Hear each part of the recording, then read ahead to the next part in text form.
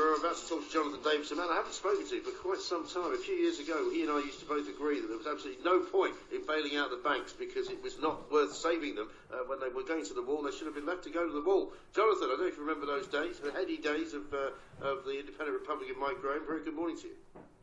Good morning, Mike. I certainly do, and I'm very impressed that you remember them too.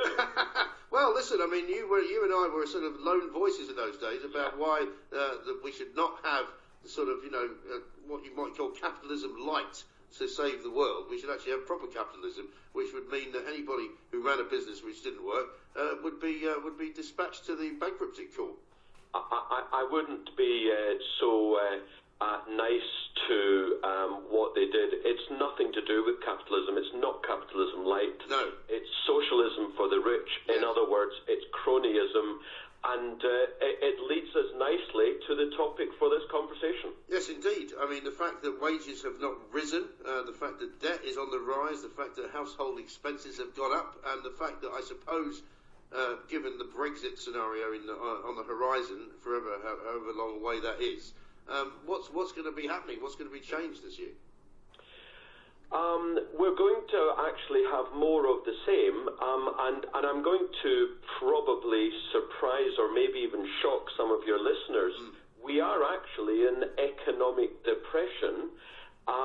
John Maynard Keynes defined a depression as an extended period of slow or no growth. Right. And that is clearly what we've had now since 2008. And it seems to me that that will continue for a decade or three. And while the rich continue to get richer, and by the way, I'm no raving loony communist or socialist here. I'm a free market capitalist.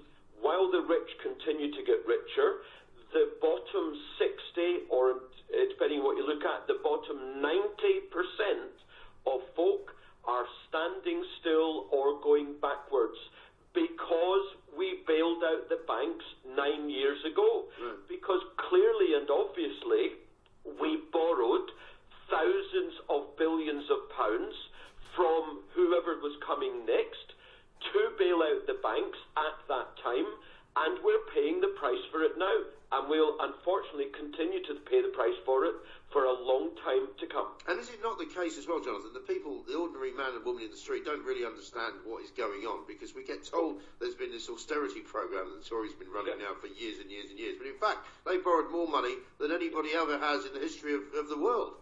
Exactly, and Mike, it's clear you're not in the mainstream media. What are you doing in the mainstream media telling the truth?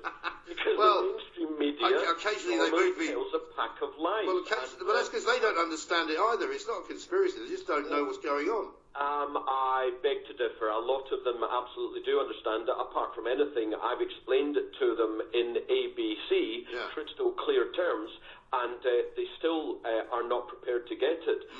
Yes, so let's consider what's happened. They borrowed vast amounts from the next to come, the next generation, or the next taxpayers. They bailed out the rich at the time. What has happened is that our currency fell 30%. Britain's currency fell 30% in 2008. Brexit was not even a glimmer in anyone's eye 9 years ago, so forget Brexit in terms of the currency. So by collapsing sterling, that means that our import costs rose. That, of course, raises the cost of living, while we're using all this money to bail out bankers. We're not in a position to invest in the economy, so earnings stagnate. And stagnation of earnings now is, you have to go back to the middle of the 19th century to see when earnings stagnated to such an extent, or indeed fell against the cost of living. While we continue, sorry, just going back on what you said, austerity, what a joke, as you quite rightly said.